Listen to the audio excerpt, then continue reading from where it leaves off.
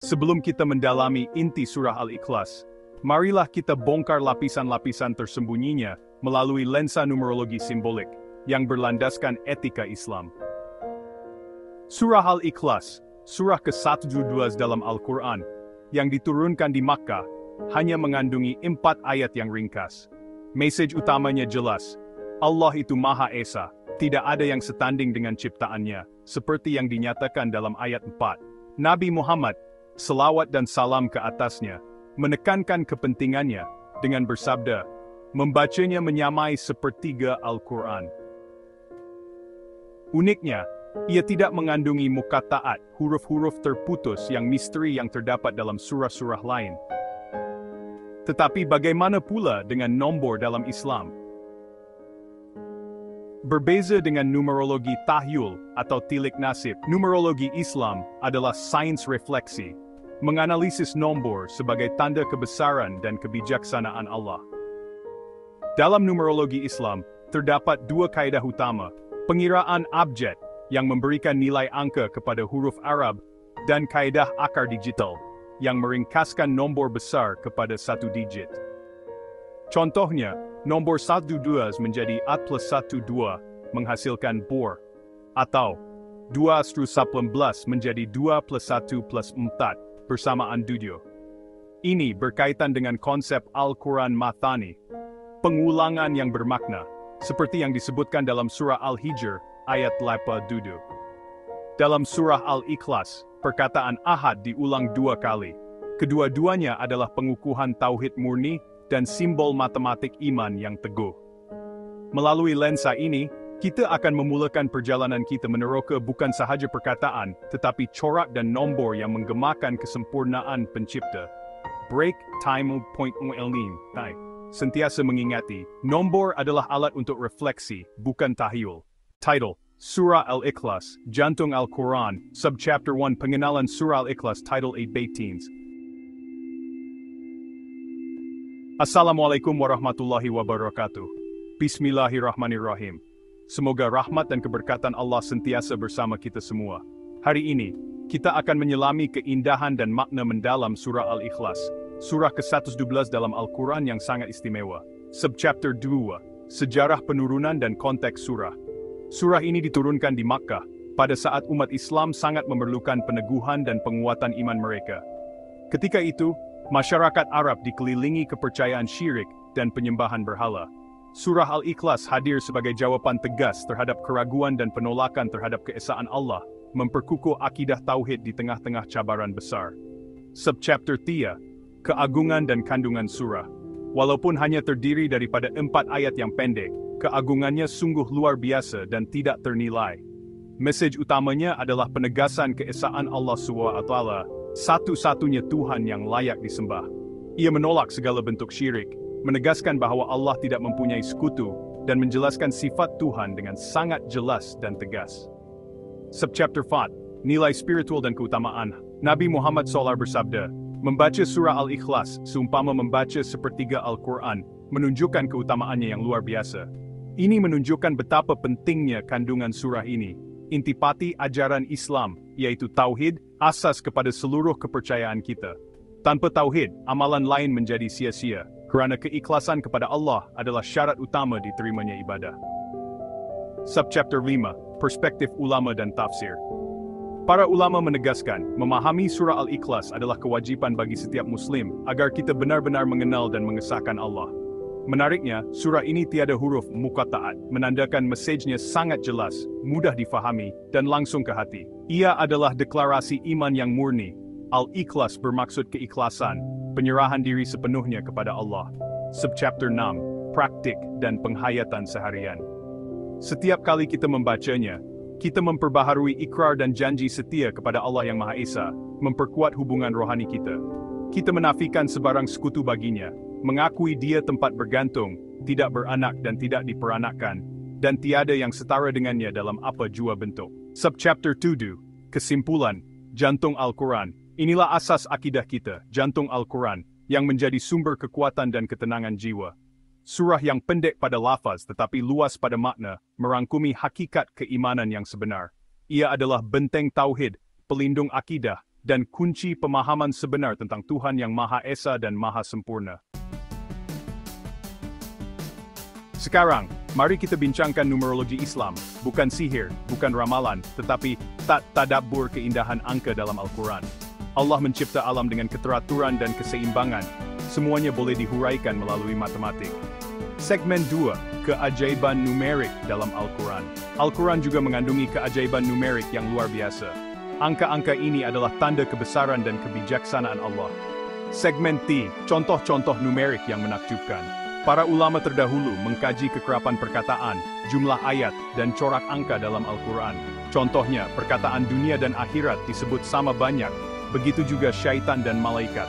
Keseimbangan ini membuktikan Al-Quran dari Yang Maha Mengetahui. Segmen 4, fokus pada Surah Al-Ikhlas. Surah Al-Ikhlas sendiri memiliki keunikan numerik. Terdiri dari 4 ayat, surah ini menegaskan keesaan Allah dengan pengulangan kata Ahad dan Allah yang sangat teratur. Jumlah huruf dan kata dalam surah ini juga membentuk pola yang simetri, seolah-olah menegaskan kesempurnaan tauhid. Segmen 5, meluruskan salah paham tentang numerologi Islam. Kajian numerik bertujuan menguatkan iman, bukan untuk tujuan mistik. Numerologi Islam adalah alat tadabbur, bukan untuk azimat atau menilik nasib. Fokus kita, mencari hikmah dan tanda kebesaran Allah, bukan kuasa gaib pada angka. Segmen 6, angka sebagai makhluk Allah. Angka hanyalah makhluk Allah, tiada kuasa sendiri. Ia adalah satu lagi cara untuk mengagumi keindahan Al-Quran. Segmen 7, kesimpulan di balik angka. Dengan memahami numerologi dalam Islam, khususnya pada surah Al-Ikhlas, kita semakin yakin akan keajaiban dan kesempurnaan Al-Quran sebagai wahyu dari Allah. Break Tamasek. Semoga tadabbur ini menambah keimanan kita, bukan menimbulkan kekeliruan. Numerologi simbolik surah Al-Ikhlas mengungkap makna angka berdasarkan etika Islam. Surah Al-Ikhlas, surah ke-12 yang diturunkan di Makkah, adalah salah satu surah yang paling istimewa dalam Al-Quran. Ia menegaskan keesaan Allah dengan cara yang ringkas namun padat. Rasulullah SAW bersabda, membaca surah ini seumpama membaca sepertiga Al-Quran. Selain mesej tauhid yang jelas, terdapat dimensi lain yang boleh direnungi melalui analisis angka atau numerologi simbolik, dengan syarat ia berlandaskan etika Islam yang betul. Pendekatan ini sama sekali bukan sihir, ramalan, atau amalan mistik. Sebaliknya, ia adalah satu kaidah untuk merenung, tadabbur, dan melihat tanda-tanda kebesaran Allah melalui pola angka. Dua kaidah utama yang sering digunakan ialah digital root dan kitaran matani. 1. Digital root (DR) sebagai alat tadabbur. Digital root ialah proses memudahkan nombor besar menjadi satu digit tunggal dengan menjumlahkan semua digitnya. Contohnya, DR bagi nombor surah Al-Ikhlas 112 ialah 1 plus 1 plus 2 2 4. Menariknya, nombor 4 ini sama dengan jumlah ayat dalam surah tersebut. Dalam konteks Islam, angka 4 sering dikaitkan dengan kestabilan, seperti 4 unsur alam atau 4 khulafa ar-Rasyidin. Ini boleh ditafsirkan sebagai simbol kestabilan akidah tauhid yang menjadi teras surah Al-Ikhlas. Satu lagi contoh ialah nombor 7. Angka ini sering melambangkan kesempurnaan ilahi, seperti 7 lapisan langit. Apabila kita mengambil nombor 214, yaitu jumlah ayat dalam surah Al-Baqarah, dan mengira DR-nya 2 plus 1 plus 4, ia boleh menjadi peringatan tentang kesempurnaan Al-Quran sebagai kalam Allah. 1. Kitaran matani. Pengulangan yang bermakna. Konsep matani diambil dari surah Al-Hijr ayat 87, yang merujuk kepada pengulangan bermakna. Dalam surah Al-Ikhlas, perkataan Ahad diulang sebanyak 2 kali, menegaskan keteguhan konsep keesaan Allah. Dalam numerologi simbolik, matani boleh digunakan untuk menghubungkan angka dengan konsep keimanan. Contohnya, jika kita menggunakan nomor 12, kita boleh memisahkannya kepada 1 dan 3. Seterusnya, kita tambahkan 100 kepada setiap nombor untuk mencipta kitab matani. 1 plus rabut lastu 1, dan 3 plus ratrul sabul 3. Apabila digabungkan jadi 1000 sol sesa scroll 3, DR-nya ialah 1 plus 0 plus 1 plus 3 6. Angka 6 ini boleh dihubungkan dengan 6 rukun iman, mengingatkan kita tentang keseimbangan akidah. 1. Batasan etika dalam numerologi Islam. Penting untuk menegaskan bahawa penggunaan numerologi ini mestilah berada dalam lingkungan etika Islam yang ketat.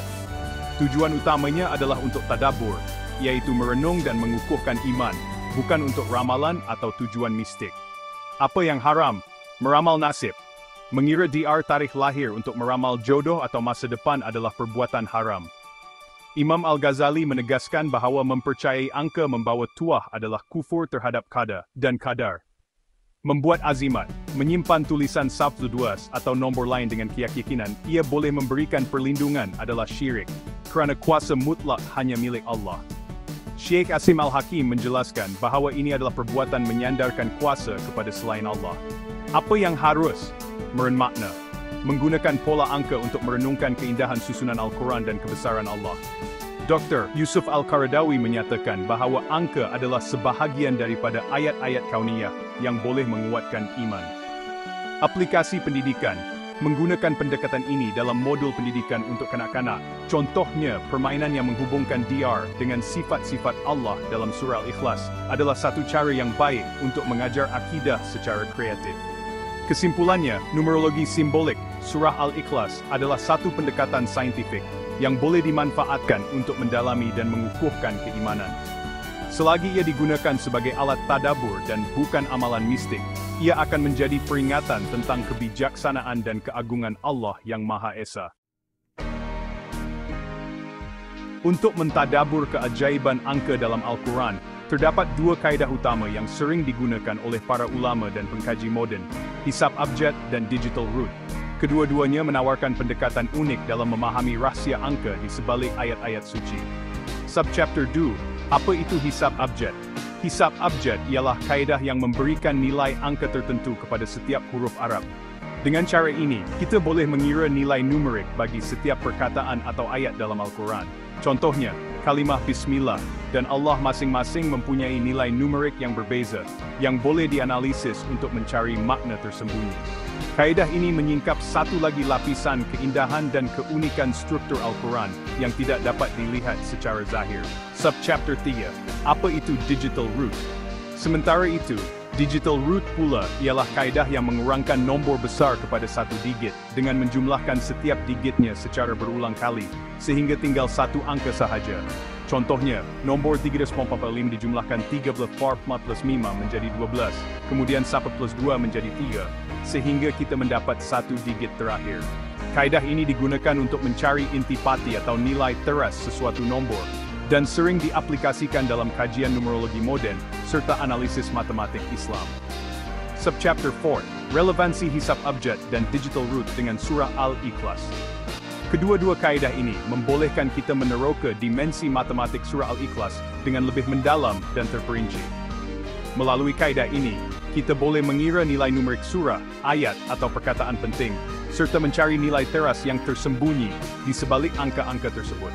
Gabungan hisab abjad dan digital root membuka pintu baharu untuk menghayati dan memahami struktur matematik Al-Quran secara lebih mendalam. Subchapter 5, menuju analisis surah Al-Ikhlas. Selepas ini kita akan bagaimana keindahan dan keajaiban matematik ini muncul dalam surah Al-Ikhlas, salah satu surah yang sangat istimewa dalam Al-Quran. Al-Quran penuh dengan pengulangan bermakna, dikenali sebagai Al-Matani. Pengulangan ini bukan sia-sia, tetapi menguatkan mesej dan membentuk corak harmoni. Subchapter 2, surah Al-Ikhlas, penyulingan tauhid. Surah Al-Ikhlas adalah contoh terbaik. Tema tauhid diulang-ulang dalam Al-Quran, dan surah ini adalah penyulingan tema itu. Setiap ayatnya menegaskan keesaan Allah secara berulang, memperkuat pemahaman tauhid dalam hati pembaca. Subchapter 3, pengulangan dalam ibadah dan zikir. Surah ini juga antara yang paling kerap diulang dalam solat dan zikir. Pengulangan bacaan surah Al-Ikhlas dalam ibadah harian membentuk ikatan spiritual yang mendalam antara hamba dan pencipta. Subchapter 4, kesan pengulangan. Memperkuat tauhid. Pengulangan menguatkan tauhid dalam hati kita. Setiap kali diulang, mesej keesaan Allah semakin kukuh, membentuk asas keimanan yang teguh. Subchapter 5, struktur numerik dan corak berulang. Struktur numerik surah Al-Ikhlas juga menunjukkan corak berulang yang menakjubkan. Setiap ayat dan jumlah kata membentuk pola matematik yang konsisten. Subchapter 6, pengulangan kata dan angka. Bukti kehebatan Al-Quran. Allah mengulang mesejnya bukan hanya melalui kata, tetapi juga angka. Setiap pengulangan membawa makna tersendiri, memperlihatkan keindahan dan keunikan wahyu ilahi. Subchapter 7, harmoni makna, bahasa, dan matematik. Ini membuktikan kehebatan Al-Quran merangkumi makna, bahasa, dan matematik. Pengulangan dalam surah Al-Ikhlas bukan sekadar retorik, tetapi satu sistem yang membina iman dan memperlihatkan keagungan wahyu Allah. Title: Sun, Fat, Simbolisme Angka dalam surah Al-Ikhlas, Subchapter Angka 1, Keesaan Allah. Dalam surah Al-Ikhlas, angka 1 sangat signifikan. Angka 1 melambangkan keesaan Allah, inti utama surah ini. Surah ini bermula dengan Qul huwallahu ahad, Allah yang Maha Esa. Seluruh surah menafikan segala selain satu dalam zat Tuhan. Satu menandakan keunikan dan keagungan Allah, tiada yang setara dengannya. Subchapter Angka 4, 4 Tiang Akidah. Angka 4 pula merujuk kepada jumlah ayat dalam surah Al-Ikhlas. 4 ayat ini membina asas akidah yang kukuh. Setiap ayat menegaskan aspek tauhid, keesaan, tempat bergantung, menafikan anak, dan tiada setara.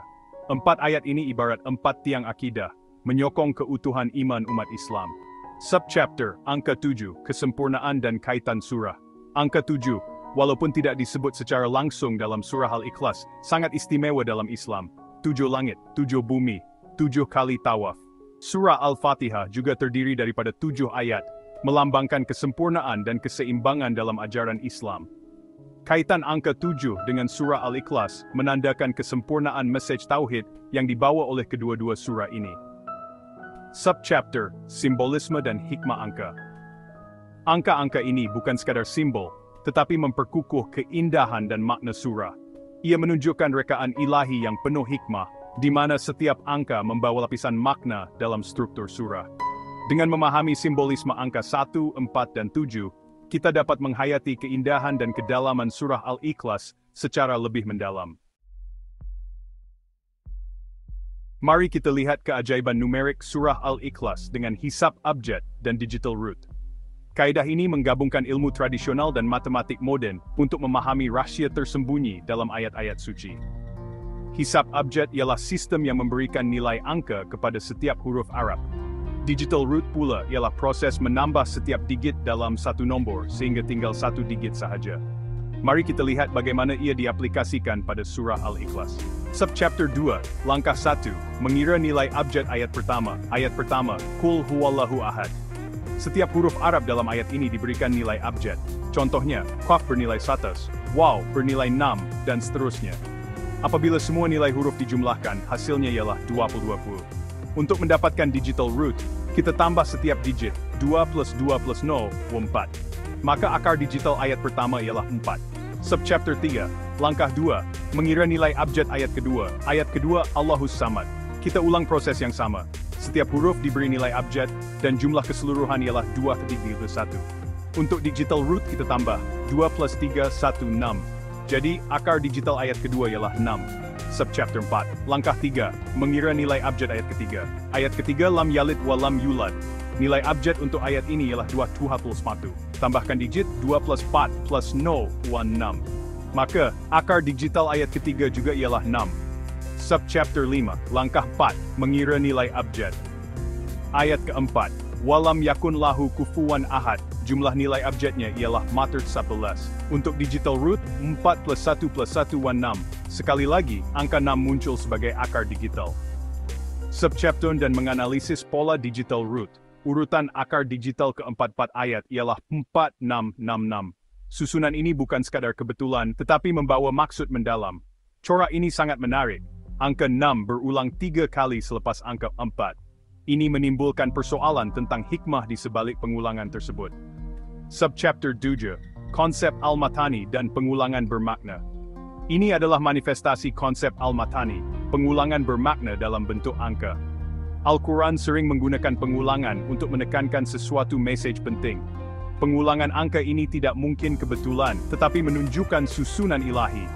Setiap angka seolah-olah disusun dengan penuh hikmah. Subchapter 8, Hubungan numerik antara ayat. Setiap ayat membawa nilai numerik yang saling berkait. Hubungan ini memperlihatkan keunikan struktur surah Al-Ikhlas. Subchapter 9, Implikasi Tauhid dan Keunikan Surah. Corak ini menguatkan lagi mesej Tauhid dan keunikan surah Al-Ikhlas. Ia menegaskan keesaan Allah secara halus melalui angka. Subchapter 10, Kesimpulan dan Refleksi Numerik. Ia membuktikan struktur Al-Quran sangat teliti, hingga ke tahap angka. Setiap perincian mempunyai tujuan dan makna tersendiri. Tadabbur numerik ini menambah kekaguman kita terhadap Al-Quran. Ia membuka dimensi baru dalam memahami wahyu. Ia mengajak kita melihat keindahan wahyu dari sudut yang berbeza. Setiap angka membawa rahsia dan keindahan tersendiri. Subhanallah, inilah keajaiban Al-Quran yang tersembunyi. Semoga kita terus mengkaji dan menghayati kerilmuan ini. Apa manfaat pengetahuan numerologi Al-Quran? Ia bermula sebagai satu bentuk pemahaman mendalam terhadap makna dan struktur ayat-ayat suci. Pengetahuan ini kemudian diaplikasikan dalam pelbagai bidang, termasuk seni dan pendidikan. Subchapter: Integrasi numerologi dalam seni kaligrafi. Dalam seni kaligrafi, nilai numerik digabungkan dengan rekaan visual, menghasilkan karya yang bukan sahaja indah, tetapi juga syarat makna angka. Contohnya, kalimat Allah dengan nilai abjad number 6 dihiasi corak geometri berasaskan angka itu, menambah dimensi spiritual dan matematik pada seni tersebut.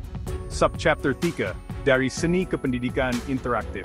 Inspirasi dari seni kaligrafi ini seterusnya diterjemahkan ke dalam pendidikan, di mana konsep numerologi dijadikan modul pembelajaran interaktif untuk kanak-kanak. Permainan atau aktiviti seperti menyusun huruf dan mengira nilai abjad memperkenalkan mereka kepada Al-Quran dan matematik serentak. Subchapter 4, modul pembelajaran yang menyeronokkan. Pendekatan ini menjadikan pembelajaran Al-Quran lebih menyeronokkan dan bermakna untuk generasi muda. Modul ini boleh diperluaskan ke buku kerja, aplikasi digital, atau permainan papan, memberi pelbagai pilihan pembelajaran. Subchapter 5, impak kepada kanak-kanak dan masyarakat. Melalui permainan, kanak-kanak belajar tauhid, kehebatan Al-Quran, dan keindahan matematik ciptaan Allah. Ini menanamkan cinta kepada Al-Quran sejak kecil, membina asas yang kukuh untuk masa depan mereka. Pendekatan kreatif ini bukan sahaja mempererat hubungan individu dengan Al-Quran, tetapi juga mendekatkan masyarakat kepada keindahan dan kebijaksanaan wahyu ilahi. Dalam bidang numerologi Al-Quran, penting untuk berpijak pada landasan syarak. Para ulama menegaskan bahawa setiap kajian berkaitan angka dalam Al-Quran mesti berlandaskan prinsip syariah dan tidak bercanggah dengan akidah Islam.